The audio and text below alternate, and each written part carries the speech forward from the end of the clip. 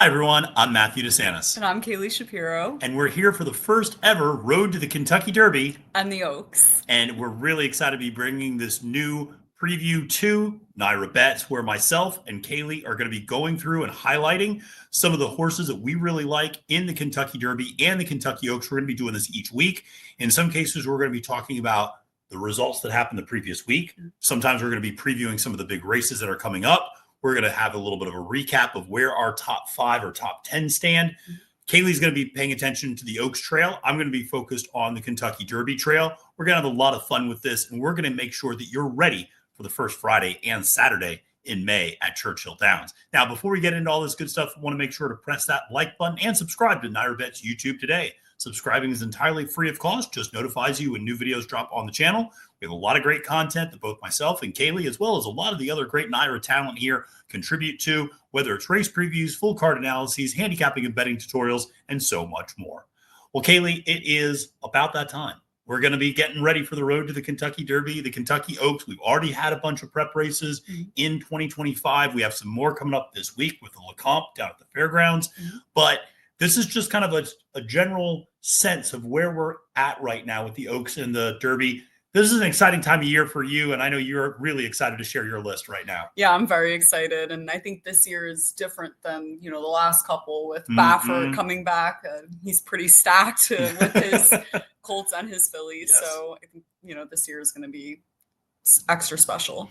It is, and I completely agree with you. And Bob Baffert coming back, he has a prominent role in both of our lists for our respective divisions. I'll share my top 5 Derby picks. Kaylie's going to chime in with those as well, and then she's got to have her top 5 Oaks picks, and I'll make a comment or two on some of those in addition to that as also. But yeah, Baffert coming back, the last 3 winners of the Kentucky Derby, notably, when you're looking at Mystic Dan, when you're looking at Rich Strike, these horses didn't, and Mage as well, these horses never won a subsequent race. So that's something that I've harped on. It's not that I'm critical of the Kentucky Derby. It's a great race. It's the most fun, electrifying 2 minutes in our sport. But it does signify something that Baffert really did bring, which was a level of consistency. A lot of times his horses, they would run well at the Derby and they keep running as 3-year-olds and 4-year-olds, and they get another win or two, and they'd really stack up a resume. You haven't seen that the last couple of winners. Obviously, though, we saw some great horses coming out of the Kentucky Derby last year. Sierra Leone Fierceness, the top 2 3-year-old males. So going to be a really exciting. And let's dive into our Oaks and Derby top 5s respectively. And Queen Latifah has a great song called Ladies First, and I think that's only appropriate that we go ladies first. If you want to talk a little bit about your top 5 in the Kentucky Oaks, let off with a Bob Baffert horse and filly that you really like in Tenma. Yeah, so Baffert has a few really nice fillies. This is the one that I'm particularly interested in. She just has something about her when she runs, like that star power that, yes. I kind of liked in Torpedo Anna last time around watching her work before the Oaks. Yeah. That's when I noticed that star power that she had. And I like the way that, this horse has been running. She just got a win and she beat Vaca with the twist. She beat Noonie. Yeah. And, this horse was also a pretty big purchase as well at the April OBS sale. She breezed 9-4. And she's super impressive. I'm excited to see, she's a horse that feels like she hasn't nearly peaked yet, which I really like as well. Yeah. So, I think that she's going to end up being pretty dangerous in the Oaks this year. Absolutely. And you got to look at that West Coast circuit as well. She's going to be able to rack up a whole lot of points. She's going to be in the starting gate. She's going to be one of those top contenders for sure. Always love a Nyquist, which is her sire. Always love that pedigree. And you also look at a horse that should appreciate continuing to stretch out, winning that Starlet last time out. So definitely like Tenma. Now, we did get the news that Immersive, who is the likely 2-year-old female champion from this past year, who was a perfect 4 for 4 and won the Breeders' Cup Juvenile Fillies, is out and off the Kentucky Oaks Trail because of his minor injury. She will be back later this summer, hopefully, for Saratoga. But there's not a lot of crying over spilled milk in Brad Cox's barn because he's got plenty of other outstanding 3-year-old fillies, including your number 2 choice here, who's also perfect in her career, if I'm not mistaken. That's Good Cheer. Yeah, as well. So obviously not the caliber of the races Immersive was winning, but she's making her way up there. Especially, her last race in the Goldenrod was super impressive as well. So yeah, I think this is probably the other filly with Immersive now out that I'm impressed with from the Brad Cox barn. Obviously Muhima as well, but Good Cheer, I mean, I prefer her out of the two. So. It's interesting too, because, and I've made this point, you and I have talked about this point before, which was there were three prominent Brad Cox fillies, Immersive, Muhima, and Good Cheer. What was so interesting was each one of them had a different jockey. Manny Franco kind of staked his claim on Immersive. Florent Giroux has Muhima. Luis Saez has Good Cheer. So it just felt like you figure there's something special about each of those three, that a jockey early on at 2 years old is already basically going, hey, get out of my way. All right. This is my filly. Sure. And for Louis to be up, Louis is a great jockey. And for him to be up on Good Cheer, I think certainly provides a lot more encouragement there. And she's bred to death as well. I mean, she's out of the damn Wedding Toast. That's multiple Grade 1 winner. She's by Medaglia d'Oro. So, she's bred for this as well. Absolutely. I got a Medaglia d'Oro in my top 5 as well. And always just such a reliable sire. It's not surprising you see some of these same names, whether it's Nyquist, Gunrunner, Tappet. You see these names pop up in the pedigrees. And when you start stretching out to a mile and a 16th, a mile and an 1/8, a mile and a quarter, that's what you're going to see. One of those horses that might not have a huge pedigree, but is a really interesting horse and just physically looks to be the part, is a horse that you and I were both pretty high on at Saratoga. Now hasn't really quite broken through, but Quiet Side, your number 3 choice here. Yeah, and she has some pretty good pedigree and obviously is very physically impressive and runs like a horse that's going to appreciate any added distance as well.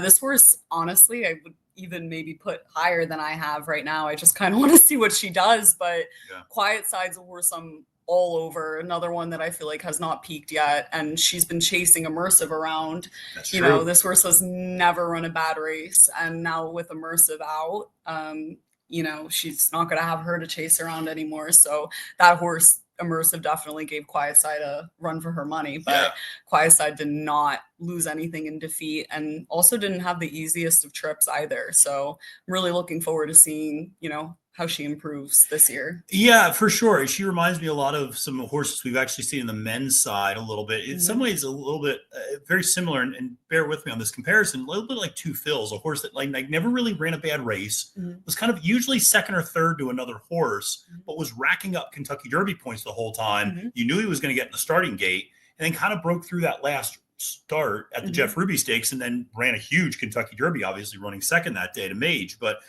Quiet Side she's going to win a race at a decent price too. Whereas you look at a horse like Tenma, Good Cheer, they're going to be odds on. They're going to be very short prices. Quiet Side, because she's been losing to Immersive, I think you could get 7-2, 4-1, 5-1, maybe 6-1 on her in one of these upcoming races when she pops. And so get a nice little payday there. We had already mentioned your number 4 on the list a little bit, but Muhima, you can expand on her a little bit more. Again, another Brad Cox horse, jockey by Florent Giroux. Yeah, so she just won the Demoiselle very impressively. She's a really nice horse. She's pretty big. So, I mean, obviously I do have some questions with her size and maybe in her development a little bit. Otherwise, but that's not a reason to leave a horse like that off of this list. She won super impressively there, and she's another one for Brad Cox. That should be dangerous as well leading up to the Oaks. So yeah, I think you're right. And I think the other thing is she's got that great tactical speed. She's so good out of the gate. She even when she doesn't break crisp, she can get up to the front. And I agree. She looked really tough in that Demoiselle. And just you mentioned something very interesting about that physical development. She's a bigger filly, just physically. That's not a bad thing. But sometimes it just means they develop a little bit slower, or it takes a little bit longer for them to fill in. We've seen horses like Idiomatic. We've seen horses like Arthur's Ride on the boys' side fit that same profile. And they just, sometimes it takes until they really see their true potential come through. It's not a bad thing, but it's just kind of something to keep an eye on. Maybe they go through the Oaks Trail. For sure. And obviously, she already has a big win. So it's not like, it's an issue now. I just, down the line in her training and stuff, I just wonder about it, but yeah, because she's a really big filly, but it's also, she is. a positive as well. If, Yeah. things pan out the right way, she's going to be really dangerous. Yeah, she's got the size. Yeah. I mean, where you look at her, you go, well, that's a 2-turn horse. Yeah. Yeah, absolutely. Now the horse that came in second to her at the Demoiselle, kind of an interesting horse. I was surprised this one ended up in your top 5, but Ballerina Doro, I think this is a little bit of a deep cut and a horse that people should be paying attention to. Yeah, I wanted to pick one a little bit under the radar. I was looking at, the McPeak horse that's running at Fairgrounds this week. Golden Gamble. So I was looking at her, give her an honorable mention, but I ended up landing on Ballerina Doro for Chad Brown because I think this horse ran a huge race in the Demoiselle. She broke last in 10th, and she just came down the stretch like a freight train, and nearly, you almost thought for a second that she was going to get past Muhima, but she ultimately didn't. But after that difficult trip, coming super wide, she ended really impressively, and she's from the Chad Brown barn as well. So no, she did, and she's a horse that has a lot of breeding and experience on the turf. And I know Maggie Wolfendale talked to Chad about this, and Chad said, listen, she's just been training so well in the dirt. She earned this opportunity. And to your point, for a horse to make that transition from turf to dirt, okay, it's not unheard of. But for her to, when she was coming for home, it's just caked in nothing but mud. For a horse, a turf horse, to suddenly take that amount of kickback on the dirt and just be like, no, I'm going, that really says something about the mental maturity, the physical makeup of that horse. She's interesting. For sure. And I know, this was on turf, but she did break her maiden at Kentucky Downs. And I think, for any young horse to go to a track like that, that's a great point. And, break their maiden there is pretty impressive as well. And then she came back to, running the Jessamine at Keeneland, and she didn't run that well, but that was also just, I think, a month after Kentucky Downs. So you can kind of maybe attribute that a little bit. And then, her second time on dirt, wow. Like you said, she handled, the kickback like a pro, and I really thought that she was going to catch Muhima for a second. Yeah, no, she's an exciting one for sure. It's important to remember, you see horses like Red Rat 1, if I'm not mistaken, broke his maiden at Kentucky Downs way back in the day and turned out to be an outstanding turf horse, or dirt horse, I should say, but very similar off the pace running style. And so, in a race where sometimes it can get a little too hot up front, you want to see a horse that can come from off the pace. So those are Kaylie's top 5. We're going to be, obviously, these are going to be ever changing as we go through the Oaks and Derby prep season. Going to transition a little bit over to my Derby top 5. Another Bob Baffert horse up on the top, and that is Barnes, who was the $3.2 million purchase at the Fasig-Tipton sale in Saratoga in 2023. He's my number 1. Listen, this horse looked like a god last time out in the San Vicente. Just putting away the competition after breaking his maiden at Churchill Downs. I think it's notable that A, he's got a win over the dirt at Churchill, and that B, the horse that Bob Baffert decided to end his 3+ year suspension at Churchill Downs with was Barnes. And for him to ship a 2-year-old unraced horse across the country, Baffert never does that under any circumstance, and most trainers would never ship an unraced horse halfway across the country for their maiden. You want to keep horses in familiar territory, familiar settings, familiar routine. And Barnes still won that day, and really doing something that he's not bred to do, which was a 5.5 furlong sprint, and stretched out to 7 in the San Vicente. He's going to keep going as the distance gets longer, but he just looks so eye-popping in that last time out. He's my top choice. Yeah, he gave me full body chills last time out. He won in a hand ride. Yeah, he was so impressive, and I think, him debuting this horse for the first time at Churchill, it was very much a message, in my opinion, that, this is the horse. And honestly, he's pretty stacked with all of his horses. This, I completely agree, has to be my favorite. And I think he's going to come for blood with this horse this year. Yeah. You mentioned my top 5 does not include the likely 2-year-old male champion and Breeders' Cup juvenile champion, Citizen Bull, at all. There's 2 other Baffert horses I have ahead of him. So it's very interesting.